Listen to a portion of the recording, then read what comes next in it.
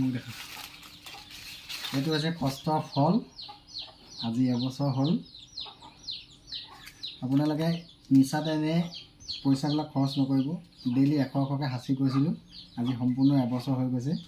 এবছৰ মূৰত ইয়াত 36,000কৈ ওপৰ পইচা ওলাব কিন্তু আপোনালোকে যদি 50 টকাকৈ যদি গোটাই যায় আপোনালোকৰ ফল এনেকৈ পাব।